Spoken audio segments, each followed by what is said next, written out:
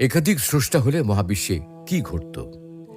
পৃথিবী সূর্যের চারিদিকে প্রতি ঘন্টায় প্রায় ১,৭,৮২৬ কিলোমিটার বেগে ঘুরছে এবং নিজ অক্ষের উপর ঘন্টায় প্রায় ১,৬০০ কিলোমিটার বেগে ঘুরছে। এত প্রচণ্ড বেগে কোনো কিছু যদি ছুটতে থাকে তাহলে তো এর মধ্যেকার সবকিছু দূর দূরান্তে ছিটকে পড়ার কথা, সবকিছু লণ্ডভণ্ড হয়ে যাওয়ার কথা।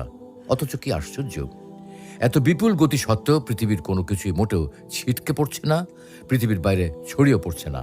কিন্তু কেন, কিভাবে স্থির আছে সবকিছু? এর সবচেয়ে বড় কারণ হলো পৃথিবীর অভিকর্ষ বল।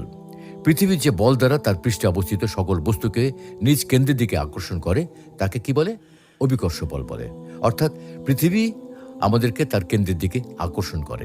আবার ঘূর্ণায়মান বস্তুর কেন্দ্রের বাইরের দিকে একটি বল তৈরি হয় যাকে কি বলে? কেন্দ্র বিমুখী বল বলে। যেমন আপনি যদি একটা ছোট পাথরের টুকরো দড়ি দিয়ে বেঁধে দড়ির অন্য প্রান্তে ধরে বৃত্তাকারে ঘোরাতে থাকেন, তাহলে আপনার হাতে একটা টান অনুভব করবেন। এই টানটাই কিন্তু কেন্দ্র বিমুখী বল। পৃথিবী যেহেতু ঘুরছে, আমাদেরও পৃথিবী পৃষ্ঠের বাইরের দিকে এই বল অনুভব করার কথা। মূলত এই বলের কারণে আমাদের বাইরের দিকে ছিটকে পড়ার কথা। কিন্তু ঘূর্ণনের কারণে পৃথিবী পৃষ্ঠে অবস্থিত কোনো বস্তু পৃথিবী পৃষ্ঠের বাইরের দিকে যে বল অনুভব করে তা অভিকর্ষ বলের তুলনায় খুবই নগণ্য। তাই পৃথিবী যতই ঘুরুক না কেন, অভিকর্ষ বলের প্রভাবে আমরা ঠিকই পৃথিবী পৃষ্ঠে আটকে থাকি।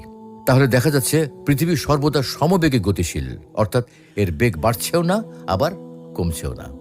কিন্তু যদি পৃথিবীর স্রষ্টা দুইজন হতেন এবং মাত্র ১ সেকেন্ডের জন্য একজন চাইতেন কেন্দ্র বিমুখী বল যা আছে তাই থাকবে, আরেকজন যদি বলতেন অভিকর্ষ বলের তুলনায় কেন্দ্র বিমুখী বল খুবই নগণ্য হবে না, বরং সমান সমান হবে, তাহলে কি হবে জানেন? তাহলে পৃথিবীতে অবস্থিত সবকিছু চিরতরে মহাবিশ্ব অন্ধকারে হারিয়ে যেত।